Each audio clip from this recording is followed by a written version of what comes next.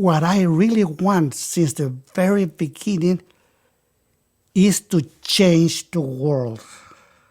Ça peut paraître prétentieux, mais ce Mexicain a vendu plus de 9 millions d'exemplaires de son livre. Et l'ensemble de ses livres, plus de 12 millions. Don Miguel Ruiz est un chaman. Le chaman est considéré dans certaines cultures comme ayant le pouvoir de communiquer avec les dieux ou de guérir des maladies en utilisant des pouvoirs magiques, des herbes ou alors des produits naturels. Mais au départ, Don Miguel Ruiz était juste un médecin destiné à une très belle carrière de chirurgien. Jusqu'au jour où, suite à un accident de voiture, il fait une expérience de mort imminente. Et à partir de là... But then, I write books. And that's the way that I can share what I feel, what I know, with everybody who want to read. Bon, le principe du jeu est plutôt simple, alors il suffit de lire, ok. Mais qu'est-ce qu'il a à nous dire au juste, ce chaman? Est-ce que son message est vraiment sérieux? Il veut nous guider, d'accord? Alors d'accord, pas d'accord, hein. En tous les cas, la vraie question pour nous, c'est est-ce que ça marche? Si vous cherchez à créer votre business en ligne, abonnez-vous. Que vous soyez entrepreneur ou pas, que vous soyez d'accord ou pas, aujourd'hui, on parle sagesse. Je te pose ces accords. Ils sonneront pour toi, la musique du cœur, la musique du choix. Mais si tu as pour but de me clouer le bec, je saurais te répondre 4 accords Toltec. Publiée en 1997 aux États-Unis, c'est l'animatrice de télévision Oprah Winfrey qui l'a sortie de l'ombre en 2000. Plus d'1 million de lecteurs en France. Nous sommes en train de parler de 4 accords à passer avec soi-même. Les 4 accords Toltec. Et le premier contrat à passer avec vous-même concerne la parole. Que votre parole soit impeccable. Premier accord Toltec. Alors cette parole impeccable, qu'est-ce que c'est? Parlez avec mesure. Parlez, que ce soit en vous-même, à l'intérieur de votre petit dialogue interne ou vis-à-vis des autres, avec bienveillance. Parce que les mots ont une puissance insoupçonnée. 60 000 pensées nous traversent chaque jour et 80% sont des pensées négatives, soit, si on fait le calcul, 48 000 pensées. Donc gardez en tête des paroles du style « je suis vraiment nul », ça quelque part ça s'ancre dans notre cerveau, quelque part au fond du subconscient et ça vous sera rendu au centuple. Donc il vaut mieux éviter les jugements, éviter les critiques contre soi-même, les dévalorisations, contre soi évidemment, contre les autres aussi, mais éviter tout ça. À l'inverse, il faut chercher au contraire à se valoriser et à valoriser les autres. Et si vous ne faisiez uniquement que ça, if you just did that one, It's enough to everything would change. Yes, it's enough to live your life in heaven, we can say in that way. Yeah. il va donc falloir surveiller vos paroles, faire attention à votre parole. Et ça nous ramène d'ailleurs à un sujet qui est tout à fait d'actualité, à savoir la méditation. Mais attention, la méditation sous sa forme la plus facile, à savoir la méditation pleine conscience. Et voilà le maître, Christophe André, psychiatre au Centre hospitalier Sainte-Anne. La méditation, c'est comme la psychothérapie, c'est-à-dire c'est une vaste famille avec des techniques assez différentes. Donc dans la famille des pratiques méditatives, il y en a une qu'on utilise beaucoup actuellement en médecine et en psychologie qui s'appelle la pleine conscience. La pleine conscience, ça consiste à apprendre aux patients ou aux participants à se rendre présent à l'instant. Ne pas partir dans ses ruminations, ce qui va m'arriver demain, ce qui s'est passé hier, mais juste prendre la vie moment après moment pour ce qu'elle est. C'est un outil qui nous permet de prendre ce recul sur cette petite voix qu'on a à l'intérieur, sur nos pensées, et qui sont, je vous le rappelle, à 80% négatives. Don Miguel Ruiz nous dit « Votre parole est de la magie pure, et son mauvais usage est de la magie noire. Les mots peuvent blesser à vie ou faire renaître. » Bien sûr, si vous êtes entrepreneur ou si vous avez un business en ligne, que vous soyez un homme ou une femme, il va falloir travailler vous aussi sur cette parole impeccable. La première des choses vis-à-vis des autres, c'est évidemment de ne pas se couper de sa base, qu'il soit visiteur, prospect ou client, faire le maximum pour aider tous ceux qui vous demanderont de l'aide, mais aussi vis-à-vis de vous-même. Et c'est vrai qu'on a souvent quelques problèmes en tant qu'entrepreneur, surtout quand on se lance, des problèmes type, par exemple, celui de la procrastination, remettre au lendemain ce qu'on pourrait faire le jour même, ou celui par exemple du syndrome de l'imposteur. La parole impeccable est un outil qui pourrait vous y aider. Mais c'est pas le seul. La culture toltèque se situe pour nous aux alentours des années 1000. C'était les ancêtres des Mexicains. Leur religion était plutôt d'ordre chamanique, leur dieu plutôt d'ordre cosmique, avec la terre, le ciel, l'eau. Mais leur point fort, c'était d'avoir particulièrement bien compris les hommes. We live in the world that we create and the reality that we create that is only truth for us. On a tendance à penser que ce que font les autres, bien souvent, c'est à cause de nous. On croise quelqu'un dans la rue, il nous dit pas bonjour et on se dit qu'est-ce que je lui ai fait? En fait, on est tous le personnage principal de sa propre histoire. Et pour cette personne que vous avez croisée, vous êtes juste un personnage secondaire. Le personnage principal, c'est lui. Le personnage principal, c'est toi. Le personnage principal, c'est moi. Quoi qu'il arrive, n'en faites pas une affaire personnelle. Ce que nous les hommes disons et faisons n'est qu'une projection de notre propre réalité. Les gens parlent plus d'eux-mêmes que de vous. Cet exemple, un petit peu inconfortable pour moi quand même, si vous tapez sur YouTube, chaîne YouTube sans se montrer par exemple, tout en haut vous verrez cette vidéo. Regardez bien cette vignette, regardez bien cette miniature. Et maintenant voici le commentaire que j'ai eu sous cette vidéo. Je trouve la photo que tu as mis pour la vidéo très... Alors je réponds, très quoi? Sectaire. Je ne trouve pas le mot, mais tu as compris. Rien du tout.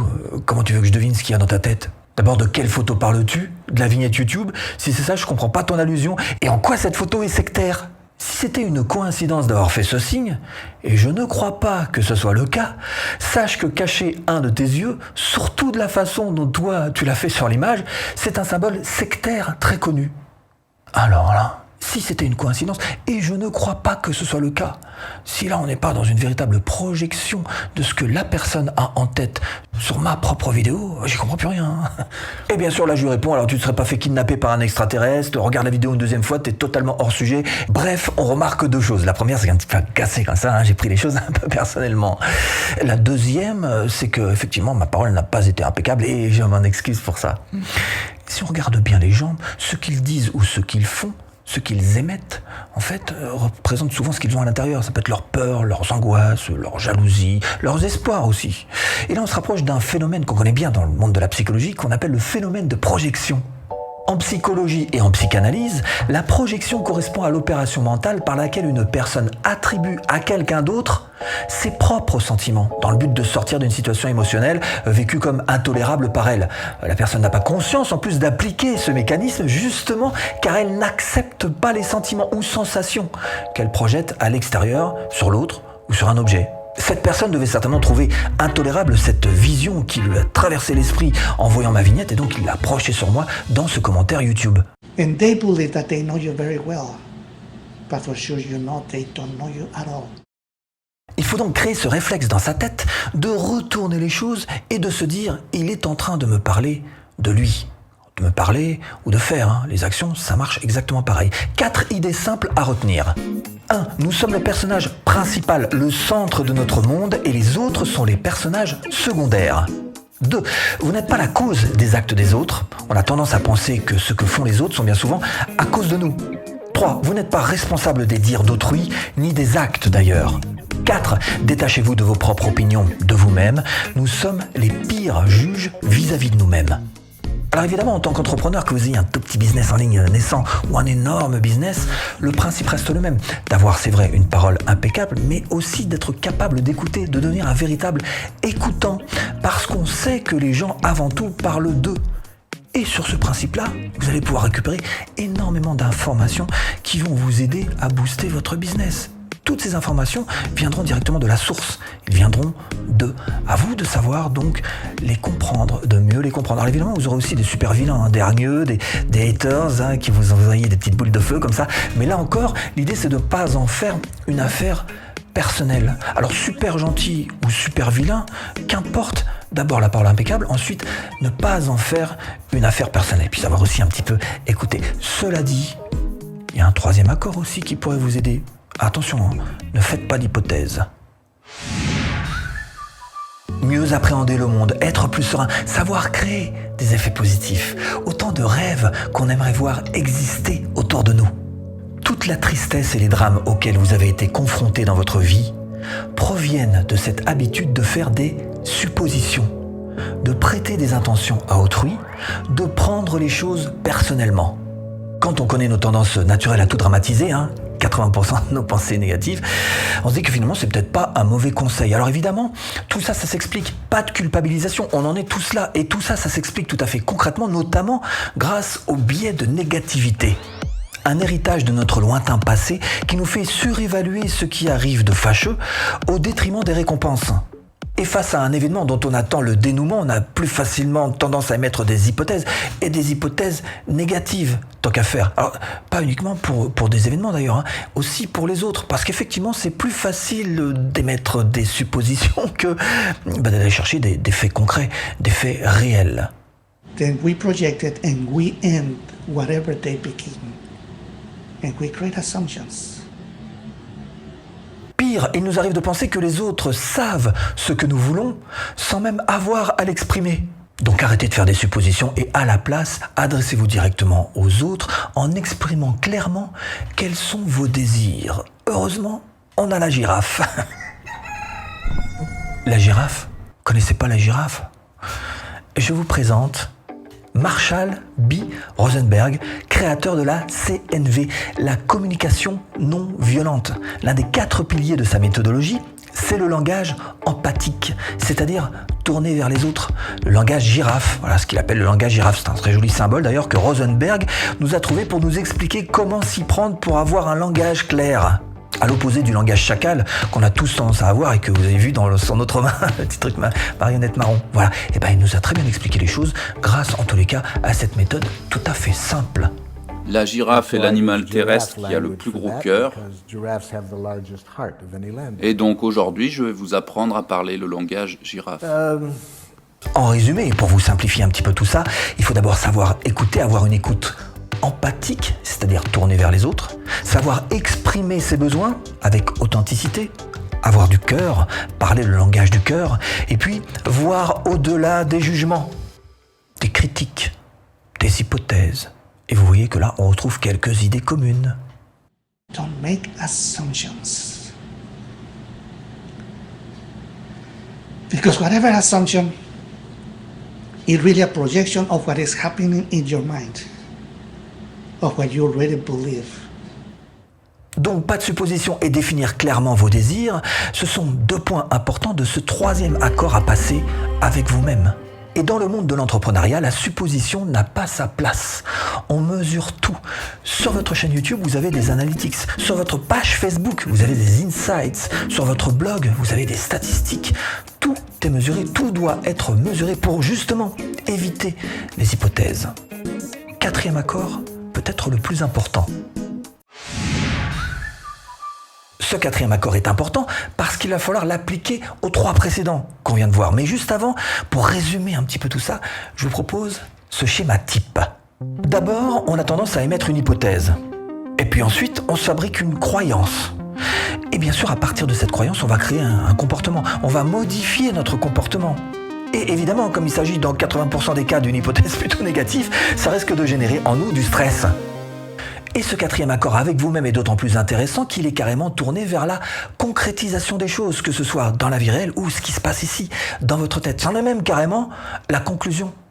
Without the action, whatever happened in your mind will end in your mind and never will become real until you do your best, until you take the action. Que vous fassiez de votre mieux. Ça, c'est une idée intéressante quand même. Faire de son mieux et en prendre conscience. Évitez de vous dévaloriser, vous culpabiliser, avoir des regrets. Soyez doux avec vous-même. Ça, c'est une phrase que je répète souvent dans mes vidéos. Soyez doux avec vous-même. You will see that these 4 agreements is the introduction of a new way of life with awareness. The return to common sense. Le bon sens dans votre vie. C'est vrai qu'il y a 2 cas de figure. Si on en fait trop et qu'on va vraiment trop loin, on risque le burn-out. Et croyez-moi, ça a touché pas mal de youtubeurs au point que même l'équipe de YouTube a carrément sorti des vidéos pour les en prévenir. Et puis, à l'inverse, si vous en faites pas assez, vous risquez de tomber dans l'autocritique, dans les auto-reproches.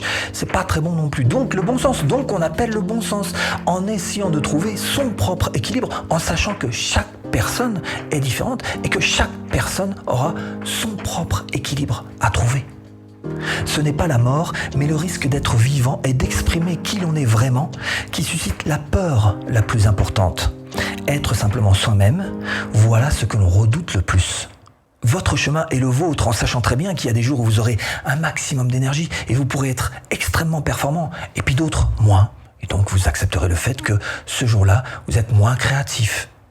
Un quatrième accord à passer et qui est très simple finalement avec nous-mêmes, particulièrement à tous ceux qui ont leur petit business en ligne, c'est tout d'abord, c'est vrai que nous, entrepreneurs, on est dans un monde de compétition, ça c'est sûr. Mais il faut toujours garder en tête ce quatrième accord qui nous dit donc qu'il s'agit juste de faire de son mieux. Et je me garderai bien évidemment de vous faire une quelconque morale sur la véracité de ces accords. Je pense que l'idée principale, c'est que ça ne peut pas convenir à tout le monde. Ça peut convenir à certains, mais pas à tous. Mais même si ça ne convient qu'uniquement à une personne, si ça peut aider parmi vous juste une personne, je pense que Don Miguel Ruiz sera certainement l'un des hommes les plus heureux. Donc pas de jugement sur si c'est bon, si c'est mauvais, juste à chacun sa vérité et savoir respecter ça. Et si vous voulez aller plus loin et créer votre propre business de formation en ligne, rentable, formation offerte. Il suffit de cliquer là. Bon, j'espère vous avoir un petit peu aiguillé dans cette botte de foin. À tout de suite. Et si tu cliques